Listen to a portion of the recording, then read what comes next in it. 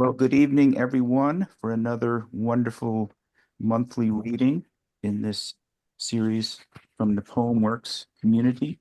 My name is Richard Waring, and I've been doing this for a heck of a long time. Thank you. I wouldn't say from the turn of the century, but close. And I like to start with a few quotes, if I may. Um, you may remember the Algonquin Club and New Yorker writer James Thurber Mhm. once said, "It is better to have loafed and lost than never to have loafed at all." And I think about that in these tense times, loafing, even loitering, even though the sign says not to, I think is a rare commodity that we ought to avail ourselves of. The poet Julia Alvarez writes, "This poem is the vaccine already working inside you." And I would like to see that in maybe a poetry dart aimed at Mr. President's neck or And something. whose name shall not be. Yes, I dodged that one. Um, on a sad note, we have lost a wonderful poet who I just heard read recently, Haitian American poet Danielle Lagrosse George, who died on February 11th at the age of 60 uh, of cancer. She was Boston's Poet Laureate from 2015 to 2019, and she wrote, "Poetry is not a luxury, it is a necessity, and as essential means of expression for the silenced, the marginalized, and the forgotten." And I always try to keep that in mind. Well, we have two wonderful poets tonight and a wonderful, extensive open mic. So let us begin. I will introduce Linda Carney-Goodrich, who is a writer and teacher from Boston. Her first book of poetry, Dot Girl, from Nix's Mate Books 2024, was a finalist for the New England Poetry Club's Sheila Margaret Motten Prize. Her poems have been displayed at the Boston City Hall and have appeared in Lily Poetry Review, The MacGuffin, Literary Mama, Muddy River, Anti-Heroin Cheek, and Gyroscope Review, among others. Linda is the poetry coordinator for the Menino Art Center in Hyde Park and the owner of Home Scholars of Boston. Please welcome Linda. Hi.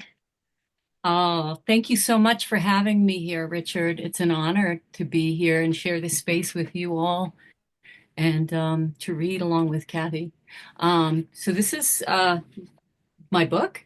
It is about my life growing up in Dorchester in the 70s and 80s in a large Irish Catholic family that was affected by violence, alcoholism, child abuse, foster care, abuse within the Catholic Church.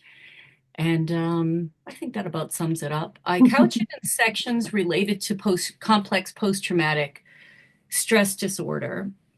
And I use my stories as what I hope is an extended metaphor because as I say often, I think we store trauma in our bodies, but I also think that individuals live in communities and we have trauma stored in neighborhoods and in states and cities and towns and institutions and in governments. And in part, calling things by their true name helps, if not just personal change, hopefully working towards some social change. And with that, I will get started. I'm just noting the time.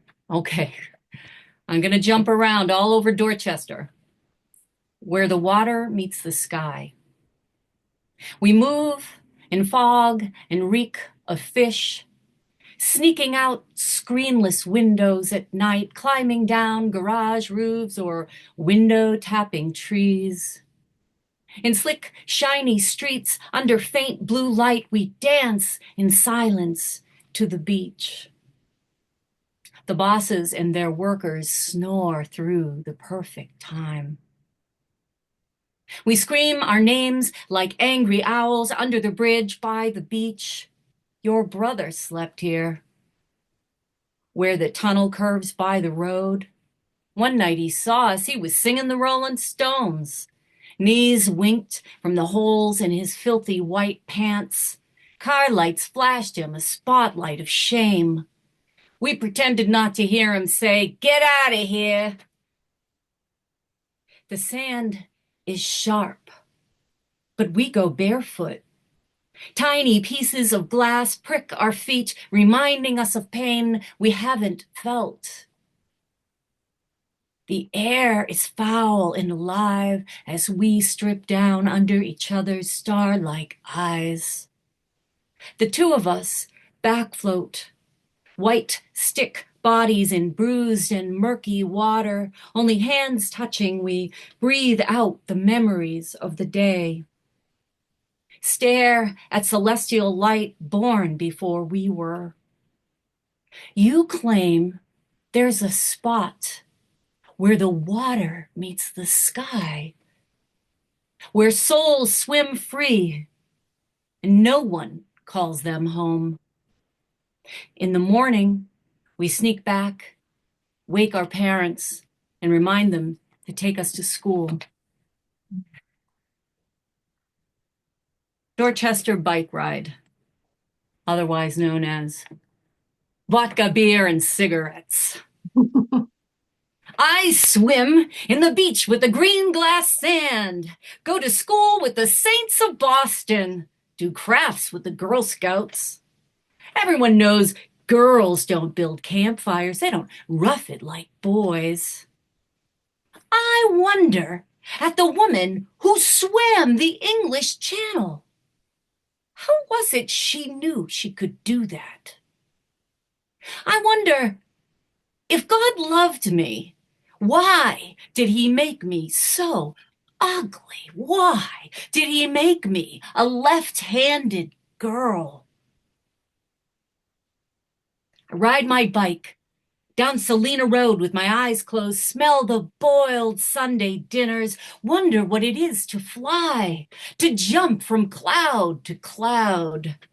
Vodka, beer, and cigarettes. Essential is coffee. Make me a screwdriver. Go down the store and get me a carton of Pall Malls. Will I need the things adults do? Oh, I shake my magic 8-ball. The future is uncertain, he tells me. I play a woman's gotta do what a woman's gotta do game with my blood sister, Mary. We wait in our clubhouse longing to hear Mayor White say, "No schools and all schools in Boston." Mary, she shows me a dirty magazine. She says, "One day, this is gonna happen to you." I ride my bike with my eyes closed.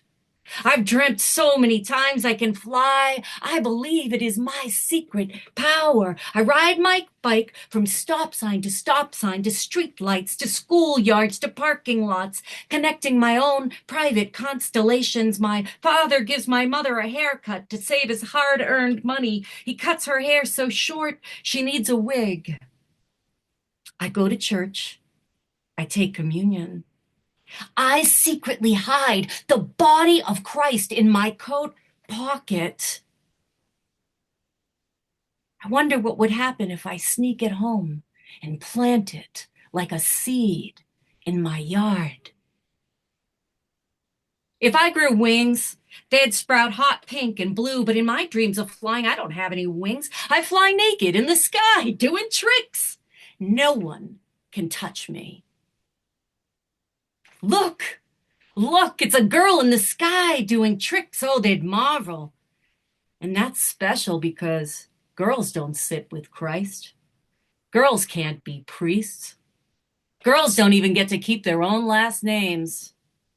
I swim 2 hours a night, hoping my father will be asleep when I get home. I spend so many hours staring up at that sky.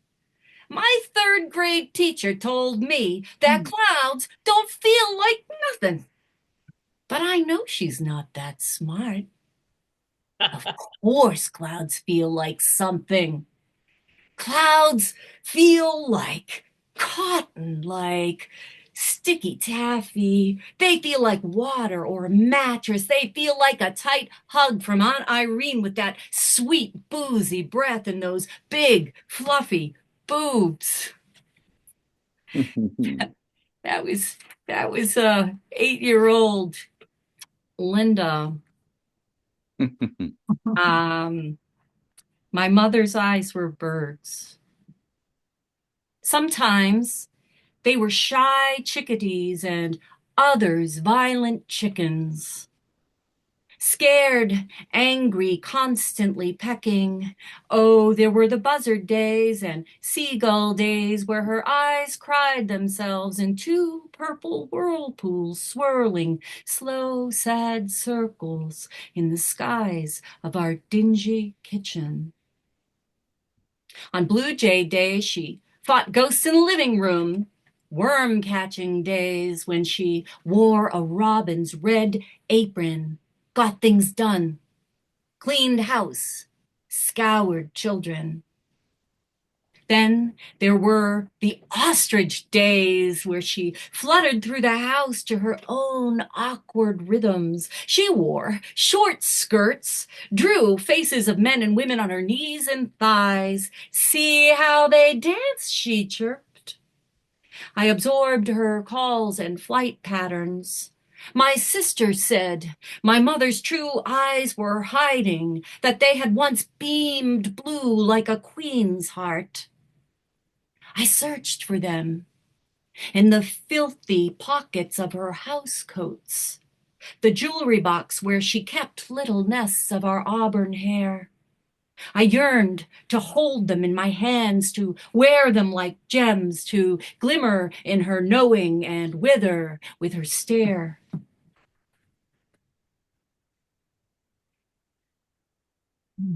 We'll come back to that. All right, so the church that I went to was St. Anne's in Neponset. I'm going to take you to St. Anne's for a minute. Sister.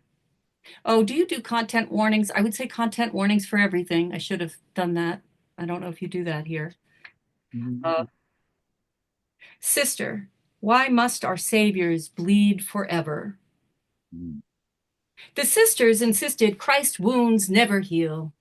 He's bleeding still in heaven, they told me.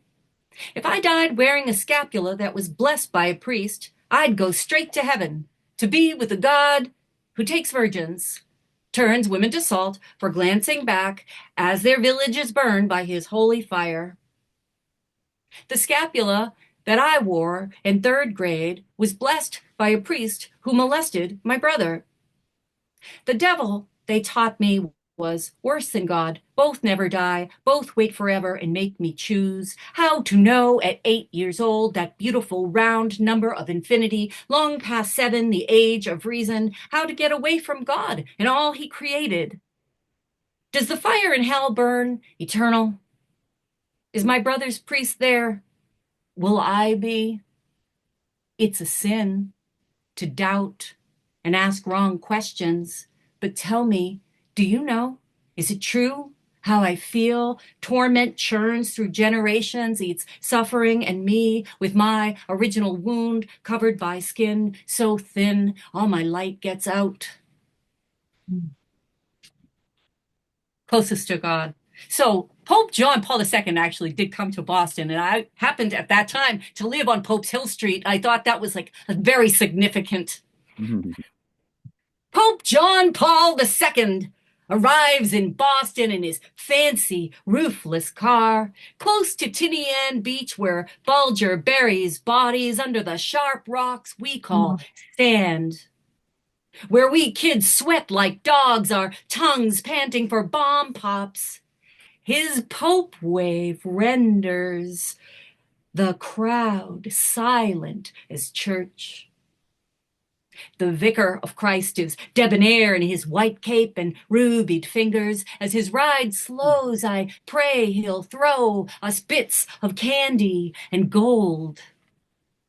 He meets my stare, his eyes sapphire knives cutting away all that isn't mine. I picture my family like ants crushed beneath his wheels. Oh. Mm. This is a found poem about the priest from my congregation that was molesting children and was allowed to continue to do so until he molested his own nephews. And I got all of this information from the Spotlight articles in the Globe. Mm. Father Mahan found he was removed, released back into the community. The cardinal was aware. No one else was told, not the police or his own family. He was reassigned with little supervision. Records were kept, records were sealed. The cardinal was informed. It happened again. He was removed, then reassigned. His sister wrote he was bringing teens to his home. Mahan asked to be defrocked. I'm a sleaze. My disease runs so deep I can't be trusted. He was removed, then reassigned. Received no oversight. Ran Boy Scouts, Legion of Mary, summer camp, 2 grades of school. A 12-year-old jumped off his boat, swam to shore to escape. The police asked questions. They were deflected. They said they respected the workings of the church. He was removed, then reassigned. No one told the families. He molested his own nephews. In 1976, a 2nd-grade student told a nun who twisted her arm, "Never say anything like that again," she said. Mm.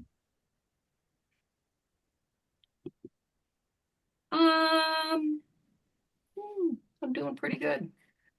I was thinking I might read a poem I never read. I want to move off of that. About menopause.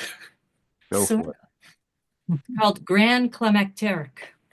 Or is it Grand Climacteric? Not sure how you pronounce that.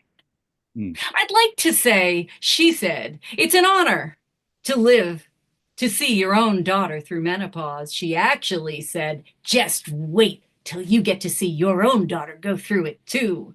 Joy dancing in her eyes, sunlight on water. She enjoyed her daughter's suffering. She wanted me to have that too. I have these tricks of pretending one thing is another. The doctor asked me the day of my last cycle, could I be a naturally pregnant 54-year-old? More likely you'd be hit by a Mack truck. How about a bus? He hooted. Oh, he slapped his own knee. Am I not still full of surprises? Don't all the flowers blossom and bend to me as I pass? The last time I washed my daughter's honey hair, I didn't know it was the last. I should have lingered. I should have sat in the red tent when I still had an invitation, sucked bursting grapes from the pliable fingers of tent boys. An unknown woman showed me how to use a tampon in that long ago public bathroom, my terror shaking the stalls, my shame just about able to swallow us both. My mother had given me a little pink book, an old-fashioned belt with 7 attachable pads. Anyone have any questions? She dared, her fists tight, unopened buds. My mother of the blue, black hair and that midnight stare, it was impolite to ask if you were awake when I was born. My mother, cold as milk, did you breastfeed? Was Dad good then? When you made me, did God tell you the secret?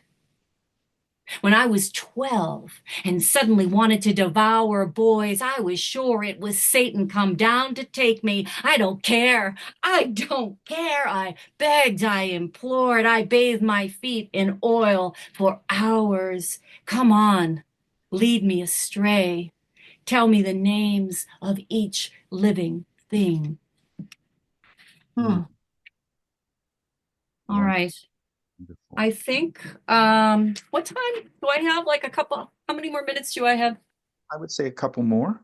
Okay, so I'll do 2 short ones. I'll end with the last poem of Doc Girl, Excellent. Mothers of Dorchester Bay. And we shall have a new Bible, and its holy name shall be woman. The colleges shall be made free. The classrooms shall burst open onto Morrissey Boulevard, and the streets and the monuments shall be renamed. Research shall resume there where our mothers' names were removed. Their dreams once tread upon shall now be made new and gleaming, snapping like sheets in the wind strung tight between the triple deckers. They shall go no more to priests who devour their sons for being so sweet. No more shall we be divided into parishes and projects. My holy mother, St. Joan McDade, shall be resurrected and redeemed.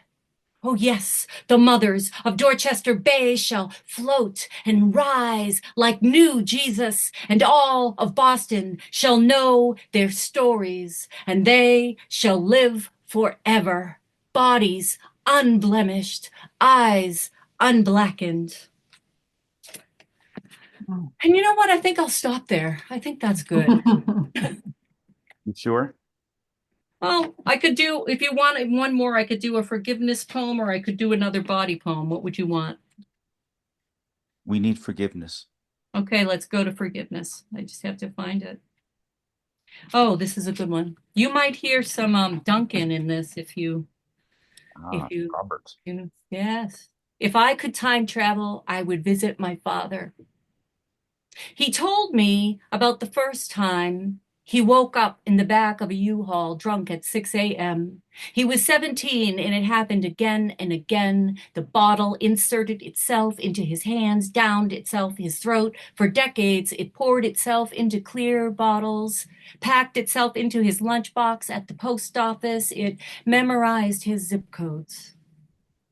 If I were permitted, I would time travel. I would go visit my father in the U-Haul before he is a man. If I could go as I am now, all middle-aged and fearless, I could look at him like he might be my son. I can see him as my son. I can touch his shoulder before it all goes worse. In this pivotal moment, I'd return a great mother like a god disrupting tides. Sometimes I imagine I can will myself there, cure the family illness, wake him, disrupt the repeat. Is it useless to dream of being a god or a shaman? Can I love without forgiveness? It must count for something, this vision in its amber light that I can visit at any time, replay, rebuild the story, be the sunlight grasping through that dingy window, and make it be love, the star to wake us. Thank you so much. Wow, that was fantastic. You should read the comments that came in as you were reading. Your poetry really came alive. Thank you. Your poems got up off the page and walked around and raged, and it was wonderful. Rattled cages. Oh, nice. Hard to do in this little writing room, but all right, you get the idea. Thank you so much. Thank you. Up next, we have Kathy Whitham, and she is a parenting coach for non-traditional families based in Boston. Her poetry gives voice to human connection in its myriad forms. For bedtime stories, Kathy's father taught her about atoms, ESP, and poetry. She's currently circulating a chapbook, Drawing the Big Dipper, and her work has appeared in numerous journals and anthologies, including What the Poem Knows, a tribute to Barbara Helfgott Hyatt, Thriving, an anthology, The Love Book, Synchronicity Magazine, and Blue Heron Review. Please welcome Kathy.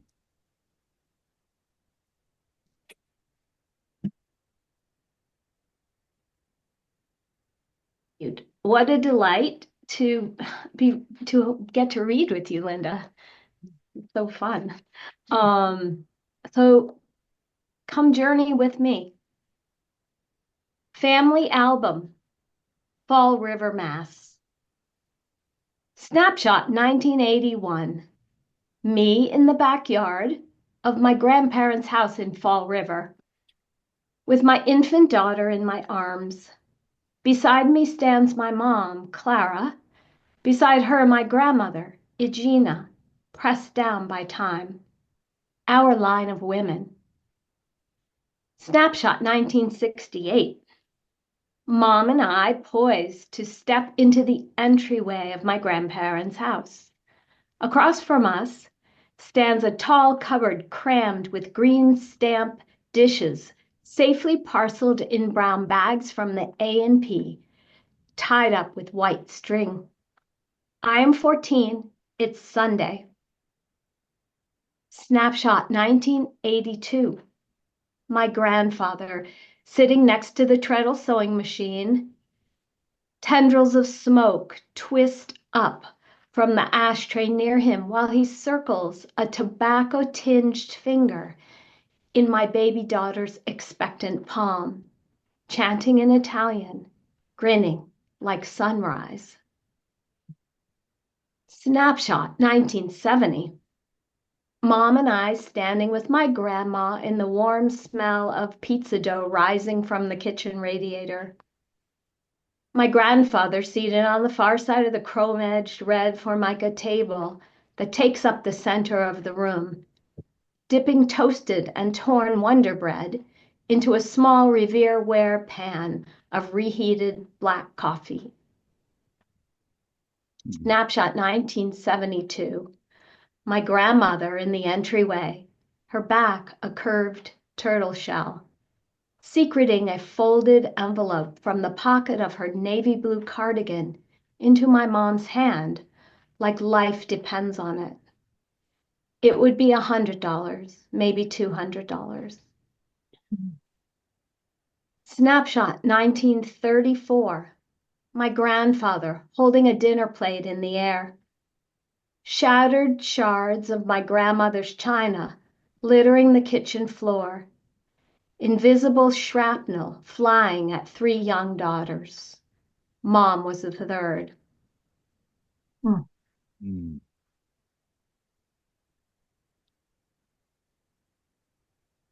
Replacing my mother's love seat. Flowered fabric disintegrating, nostalgia disintegrating. Sometimes emotion spins to the practical. Future flirts for attention. A hummingbird unlocks the currency of breath between the living and the dead, and the new marigold love seat petals a path.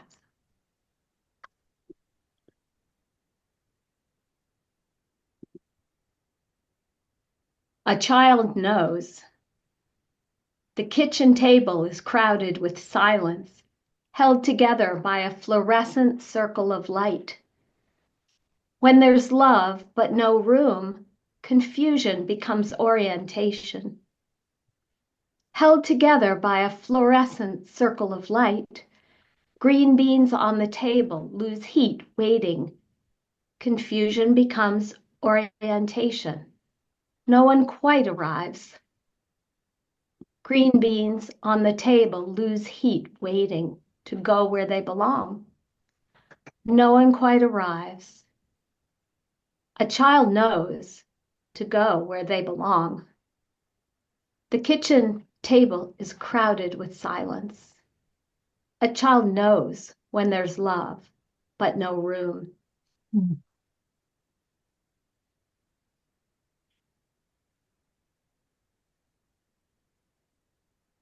As Monday cannot feel Tuesday. Mhm. The summer light last evening cross-faded into the light through the wooden side rails of my childhood.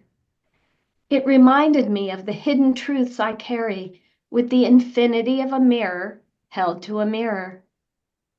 How the scent of hostas and quiet, like a soft ocean breeze skimming along the sand, can rupture like the unexpected betrayal of a burst appendix.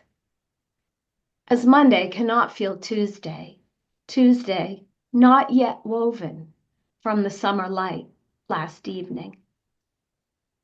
Mm.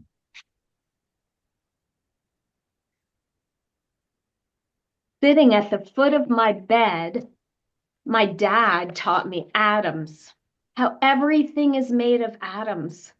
My blanket, air, and people too. A for alpha, B for beta, and scary gammas that go right through you. Then he told me a story about the girls in factories who painted watches with glow-in-the-dark numbers.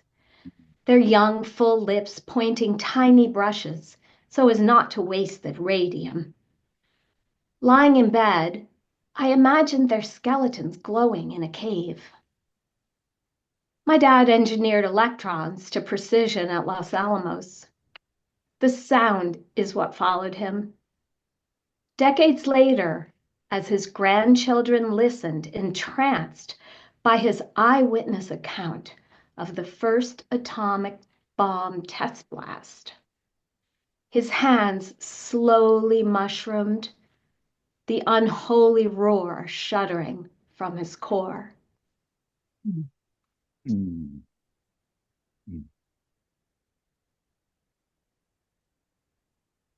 Remote controls. Once I gave my dad a remote control caddy shaped like ribbon candy for Christmas. Mm. He smiled at me without guile, and I put aside any thought of him using it. The remotes remained parked in a perfect row on the end table, next to his aqua-colored sofa, downstairs in the playroom he'd paneled in knotty pine. At a mere press of illuminated buttons, he could connect with the large satellite dish that landscaped the side yard. He found it beautiful.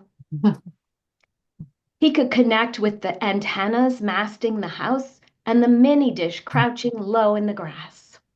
His precision-crafted AV system occupied the wall directly across from where he fit into his sofa like it was home. He'd explain how to work the remotes if the person listening could spare the slow time. Awake past bedtime, I'd leave my bed to spoon in front of his red Pendleton plaid belly. We'd watch Johnny Carson, stay up till all hours, him sipping a screwdriver. Over many years, those sofa cushions molded into a dad-shaped depression, the pillows becoming permanently slicked. That final year at Christmas, I watched my dad sitting inconveniently alone in the living room, wearing his most recent red Pendleton jacket, enraptured in front of the stereo as Irving Fields trembled through the air, permeating him like a wraith. Mm.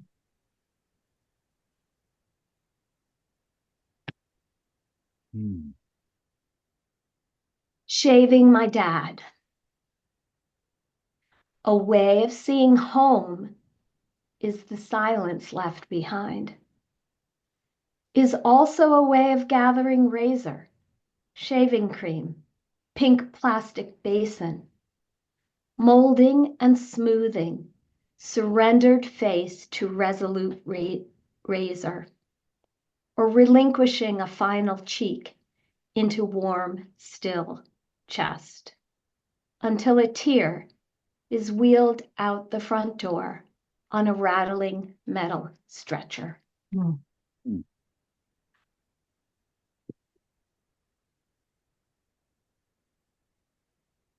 Is the ordinary world a piece of punctuation? Now that's something to work with. Now that's something to work with. Try punctuation in different places, like arranging your home decor. What happens if you put the chair here? What does it say by the fireplace?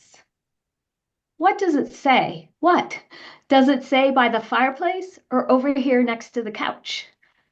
How do I read the world depending on punctuation? Can a comma change the world? Mm.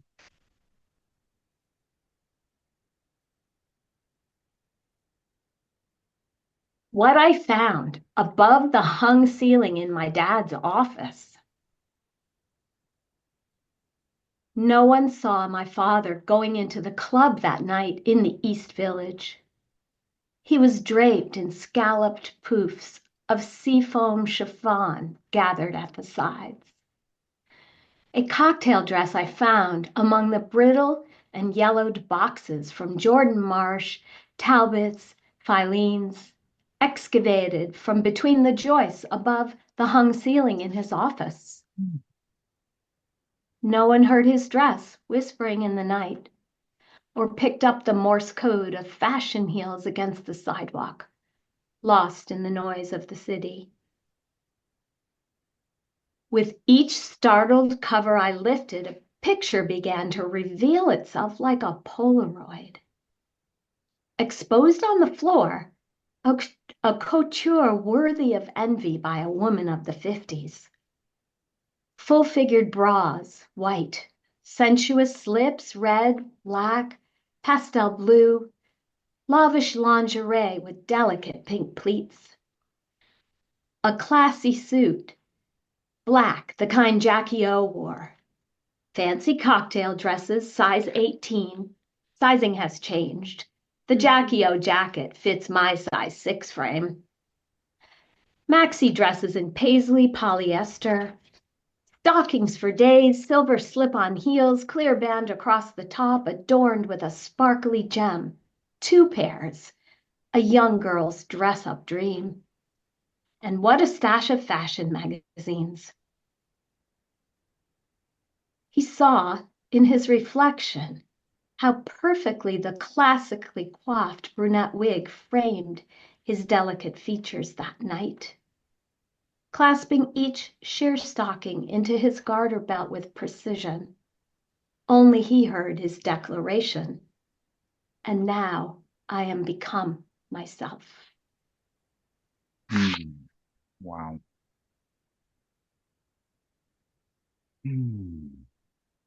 I could almost believe love. I could almost believe love out of miscellaneous detritus rises all at once like pigeons in a city park, rushing to the naked, powerful taste of dark fruit, an insistent sunrise tearing open the dawn with pink feathered wings. In a rose-petaled bra and ruby red stilettos, I quaff coffee from a cup, the color of a turned-on tomato. How am I doing for time, Richard? You're doing well. 3 more or 2 more? 3 more. Night Dressing, an extraction poem from Charm Magazine 1958, one of the ones I found. Insomnia, while the world about you sleeps.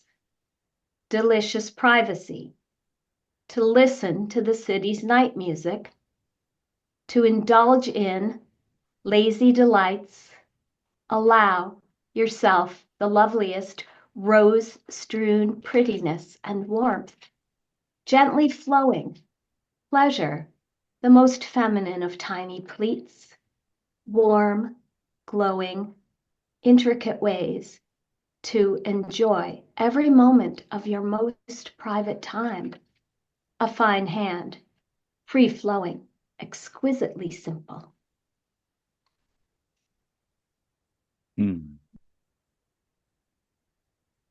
I drink you slowly. I drink you bold and dark, sliding over my tongue, dripping pleasure, spilling down easy. You tease me to slow down, so I swallow 1 sip at a time, though you call for more. I hold back my urge to gulp with the urgency of a hungry baby. Take my time with you instead. The feel of you in my hands, the warmth, the fit, letting you swirl down hot.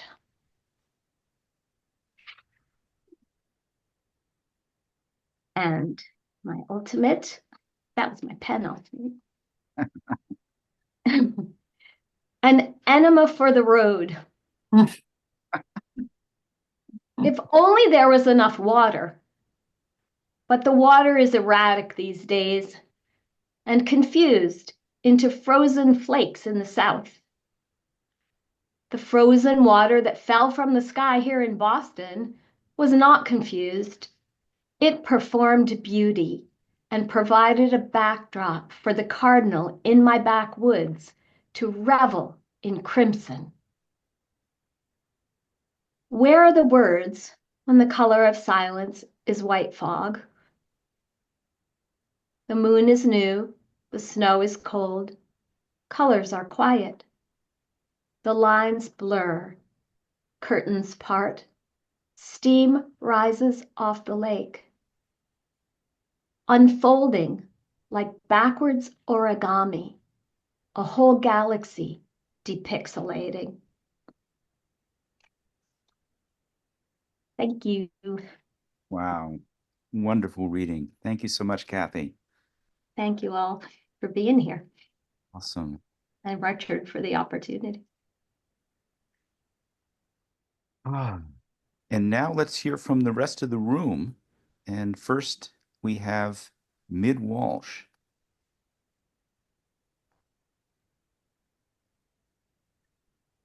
Richard, I have two, each of them less than a half a page. You want one or two? Go for it. Okay. This first one, both of them are about the neighborhood I live in. And the first one, you should know that it's a recent poem the past couple of months. In my community, there's been a lot of tearing down going on. Old houses are torn down, and big new ones go up. Tear down. Vines draw the purple curtain over every window. Blossom blind the vacant rooms. Don't let them see these yellow-headed men drive in stakes and corral their shuddering tools behind this chainmail fence. Jays freak flight to the migrant birds and bugs in the weedy garden. The old home will be beaten and carried away. A great hole approaches that has no foundation, only a garland of mud.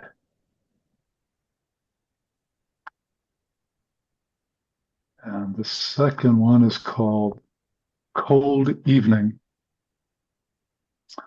I'm empty of day under a cracked cup of sky whose light has leaked away, alone in a hot tub. Here, lying like a pupil in the lens of an eye, I'm watching as my night descends and darknesses arrive.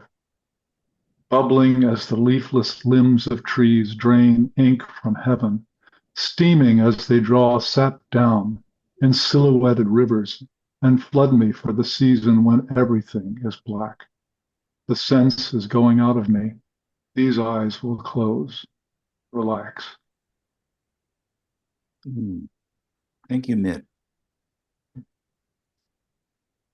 And now here is Mary Beth Hines. Hello. This poem that I'm going to read tonight is about music, and the title of it is Doc and the Boys, which is the title of an album. It's Doc Watson. He's an American guitarist, bluegrass player. You don't need to know the music to understand the poem, but you do need to know the poem is about an album, like a real vinyl, old-fashioned album. Doc and the Boys. Once, I borrowed Doc and the Boys from Jerry, my sweetheart's bandmate, his best friend, my confidant. The guy sang, played guitar, banjo, harmonica, like Doc and the Boys. We girls tailed them to gigs.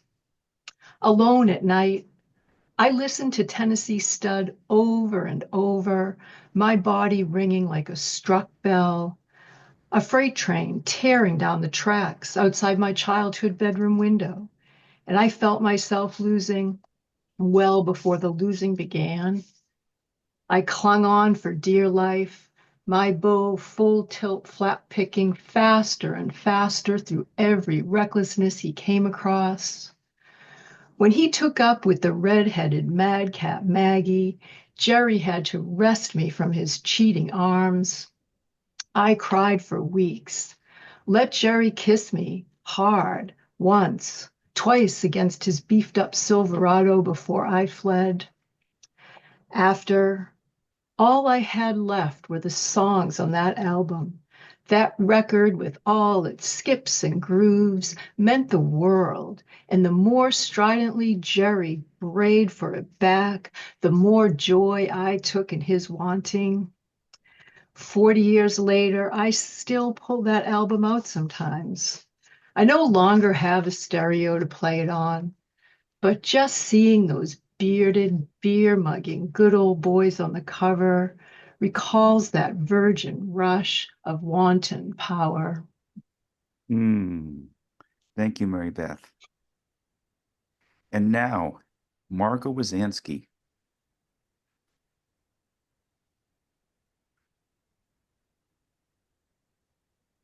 Hi, that was a spectacular reading, Linda and Kathy. It was gorgeous. Right. Fishing in Barbados. My father's friend Sam had an eye for my mother. When I was a young teen, I watched him at cocktail parties at our house. Sam was handsome, soft-spoken. His doctor wife was brusque, tall, and angular. My mother, a real looker, petite, warm, charming. Good thing my father didn't know he could be very jealous after a few drinks. And that week in Barbados, when Sam was dying, just strong enough for one last trip with his friends, would never have happened. Did men friends talk while they fished for blue marlin, drank whiskey? Did my father, who'd already survived 2 heart attacks? Was it enough they were together? Maybe the others thinking, there but for the grace of God. My father did a painting in Barbados. It hangs on my wall. Fishermen pulling in the catch, the men painted from the back. I'm not sure he ever attempted a face. He glued cheesecloth to the canvas, a fishnet. The fishermen connected to each other. By the net, they all held up. Thank you, Margot. Wow.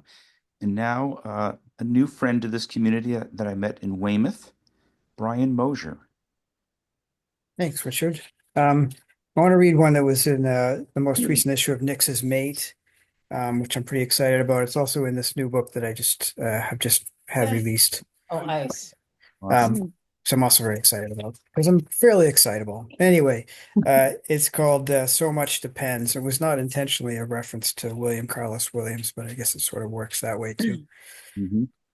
So much depends. So much depends on where you stand, which direction you face, how strong the wind, how fair the skies. So much is determined by timing, by when you begin and with whom, the season, the phase of the moon. So much rides on one roll of the dice, a spin of the wheel, on who marked the cards and who deals. Your future can change in an instant, redirected by something as small as the scent of her hair, the color of her eyes. The face you choose to hold in the diamond of your mind is the fulcrum upon which you balance yourself. So choose wisely, and never underestimate the importance of how well your hand fits inside another's. Thank you. Thank you, John. Thank you, Brian. Up next, we have John Engstrom. Hello, everyone. Can you hear me okay? Yes. Okay, good. This is something I wrote over the last holiday season. It's called Song of a Panhandler. Merry Christmas. I don't have a home. Merry Christmas. Missed Mississippi Mermaid. I don't have a home. Merry Christmas. missed Mississippi mermaid, quick-witted scissors clip the spliff. I don't have a home. Merry Christmas, missed Mississippi mermaid, quick-witted scissors clip the spliff. Miss Priss slips in piss bisque. I don't have a home. Merry Christmas, missed Mississippi mermaid, quick-witted scissors clip the spliff. Miss Priss slips in piss bisque. Kiss, kiss, kiss, kiss, kiss. I don't have a home. Merry Christmas, missed Mississippi mermaid, quick-witted scissors clip the spliff. Miss Priss slips in piss bisque. Kiss, kiss, kiss, kiss, kiss. Quicksilver wish fulfillment stimming. I don't have a home. Thank you. Thank you, John. And now in a very fortuitous segue, Robbie Gamble.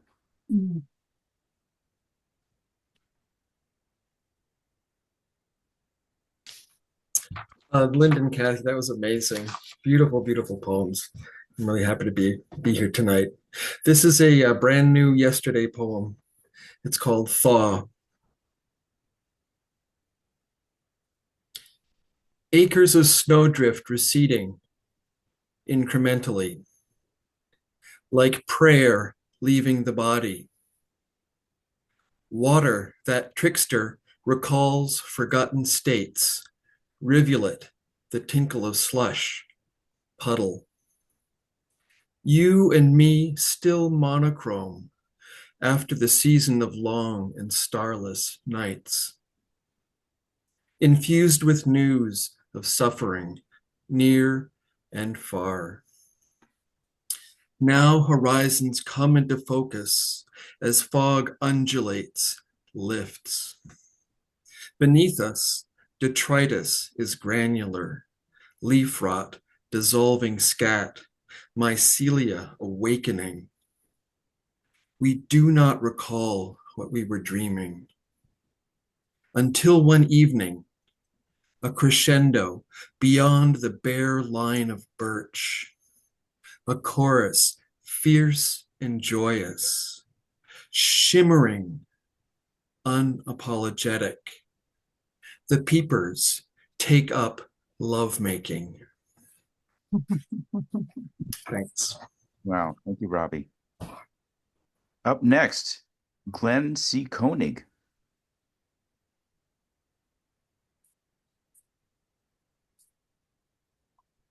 You got me by surprise because I thought there was going to be someone named Michael. He's not here right now. Oh, okay. All right. Sure. Oops. Hold on. Gonna get this to work. This is called These Times. In the time it takes to say what now, the world has changed and then changed back. Almost.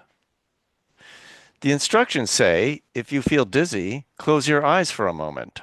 The sensation will subside. We have all taken the red pill, like it or not. It's too late now. But that's okay. The truth is better than darkness, self-imposed. I keep my eyes open, then stand back behind the yellow line to avoid injury. Don't worry, the ride will be over sooner than you think, before the term is up. Off the roller coaster we go, then on to the whirling teacups to spin in confusion. Okay, I'm out of tickets, but I'm not ready for lunch until I sit for a bit and ponder the sky. Thank you, Glenn. And now, because I forgot her in the order of things last time, here's Kerry Loughman with 2 poems. Richard, I won't hold you to it if time is an issue here. I think we're good. Okay. So the featured poets were just amazing, and it just struck me that how we can have such distinct and beautiful voices when we talk about our own family's dysfunctions. It was wonderful. And Linda, I would love to have known you at 8, though I think you would have scared me. But here I am.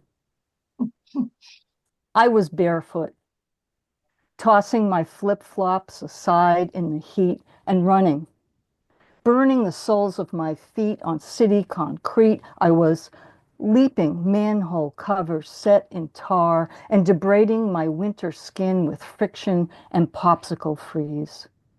I was skimming crabgrass in yards and jumping over gravel and glass hidden in the stubble. I was learning physics in the rainbow of sprinkler drops, stuttering parabolas spinning in the sun. I was running, going nowhere special except into the surety of wind draft and drag.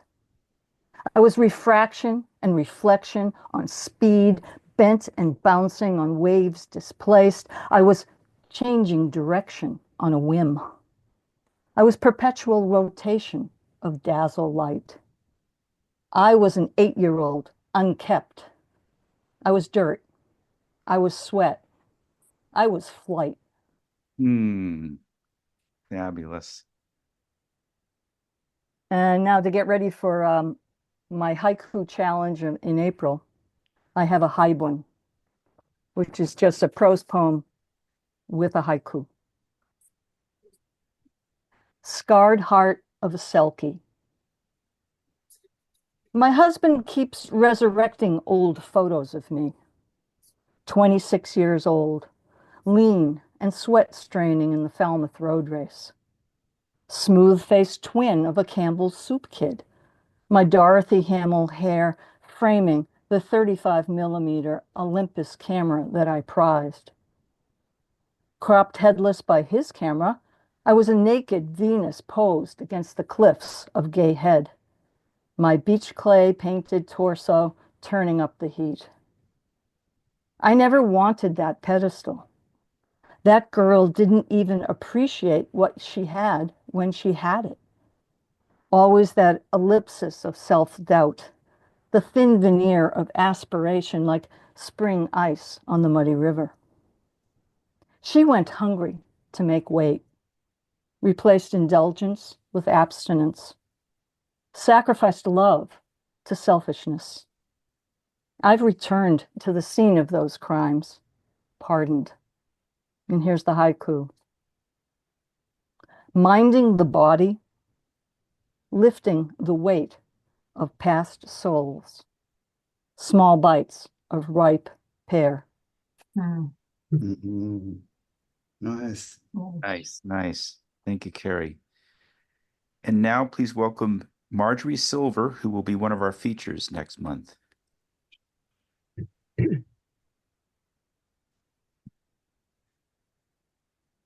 I am just in awe of the people who've read before me.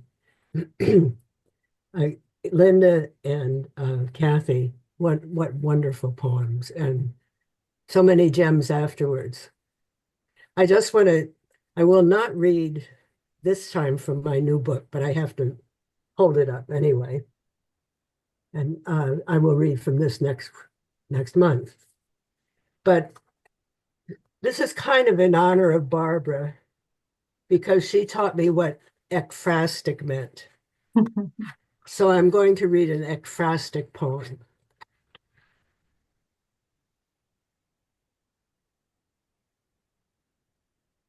This poem is called Cuba Libre.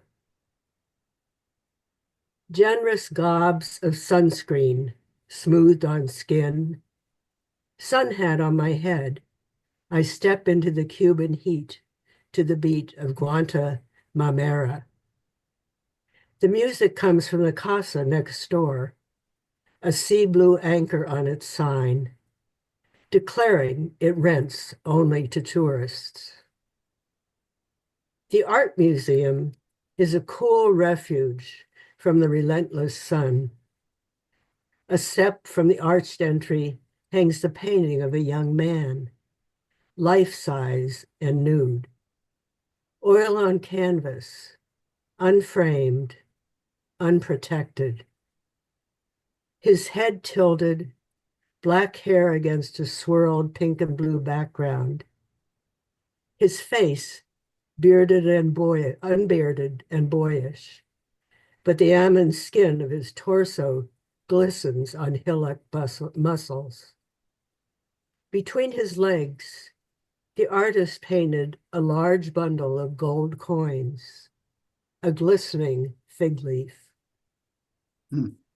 Down his left leg, cascades a stream of blue anchors, rent to tourists only.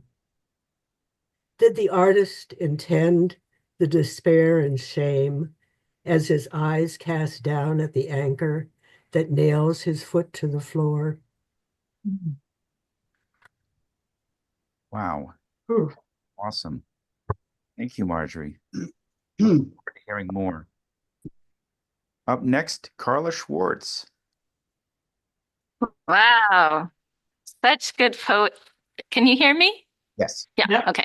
Such good poetry tonight. And one small announcement is that on Thursday, the 13th of March, I'll be in Mansfield, Massachusetts for Pour Me a Poem, which is a series in person at 7 p.m. And they even have a Facebook page. So you can Google Pour Me a Poem and you'll find out if you'd like to come hear me read.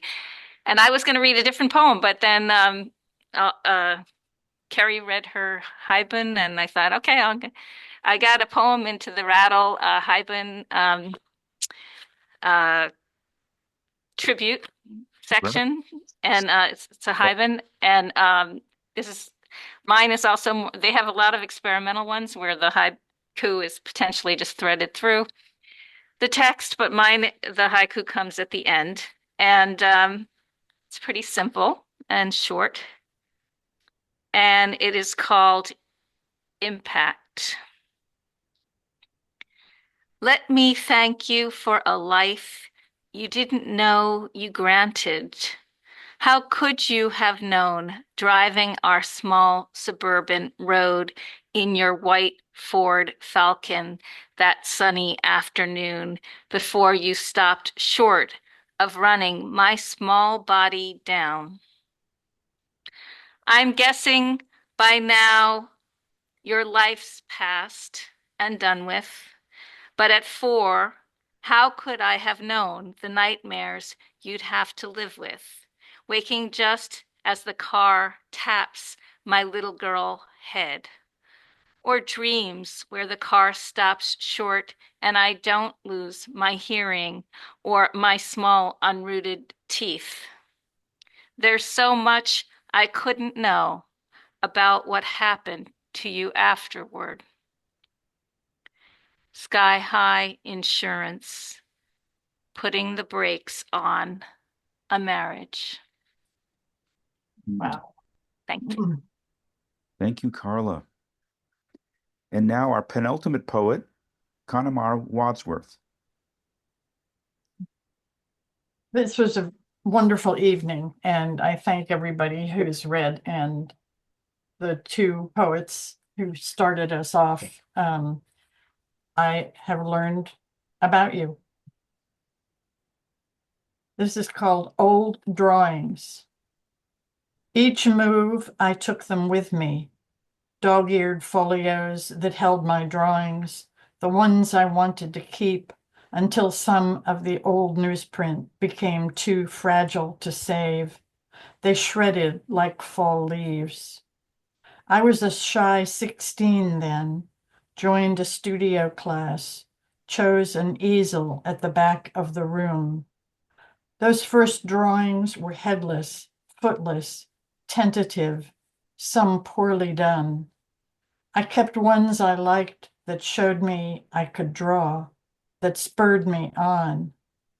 Later, with classmates, we drew in a studio or around the city. We drew people, each other, ourselves, buildings, streetlights, doorways, mailboxes, in a mall, anything. Rochester was a windy city, icy sidewalks, and we tried to catch gusts with our folios. as if we could ride the wind that pushed us. From dance classes, I learned drawing taught me how to follow the body's power, how weight and balance allow bodies to stretch, fold, spin, whether young or wrinkled. Our muscles gird and let flow the grace or tension as joints connect, steady the body at work, to stay still or move, stay alive. I'd begun with thin pencil lines, kept an eraser nearby, still do, and might choose an easel at the back of any studio, almost out of sight. Over time, I began to fill the pages more freely than I'd imagined. It's been years now, but that itch returns. When I look through the pages in those once filled old folios, maybe.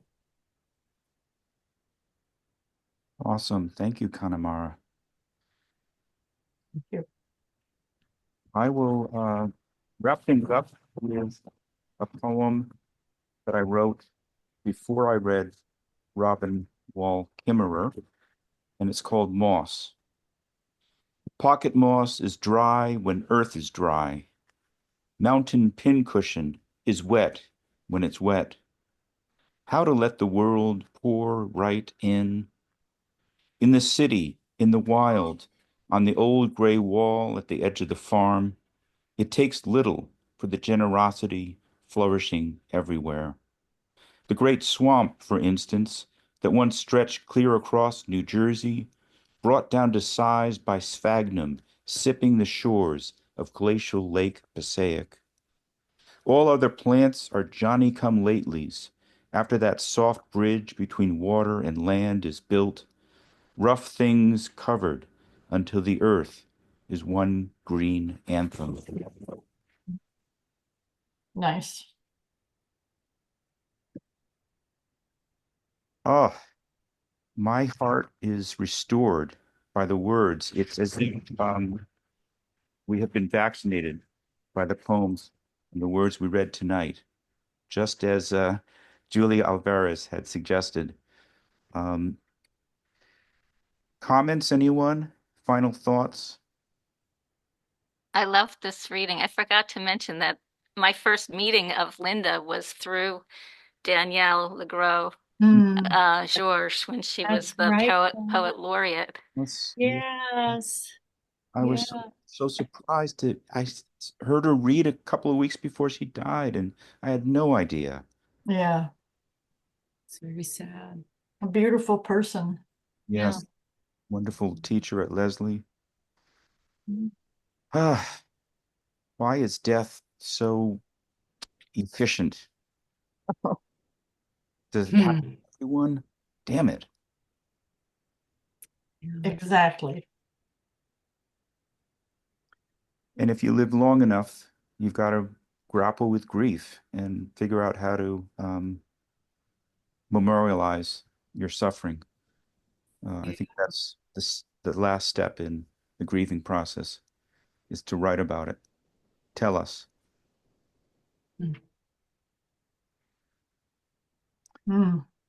This is a wonderful evening. You have such a great community here, welcoming and just really warm feeling. Thank you. All the poets were so great. I wish I could read them all and study them. You guys were just really amazing. Yeah, I listened intently. Thank you. Well, it is on another, is it Facebook? Oh, right. The recordings? Yeah, look at your flyer, and the flyer will show you the link. Oh, great. I can rewatch it. My own YouTube channel. YouTube, that's right. With over 40 of these recordings over the past several years. That's so good of you to keep that library, yes, and make it available. Yeah. Absolutely. It's wonderful. Thank you so much. Thank you so much. I'm going to say good night to everybody. Stay strong. Thank you, everybody. Be well. Thank you. You too, Richard, and everyone else. Thank you for this, Richard. Thank you. Guys are Thanks, great. and good night, everyone. It was great to read. It was an amazing poem, John. Thank you. Thank you. This is wonderful. I sort of want us to keep going. We have room for another haiku.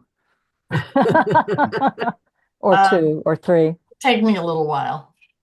Mine will have to consist of a piece of chicken waiting for me in the kitchen. Oh, go eat. Well, you could make a good haiku out of that. I spent all my poetry energy in writing the one that I read this evening, which I wrote very much at the last minute, but it came out very nicely. So Excellent. thank you. Take care. Thank you very much. Be well, everyone. Thank Bye. you. You too. Night. Bye-bye. Good night.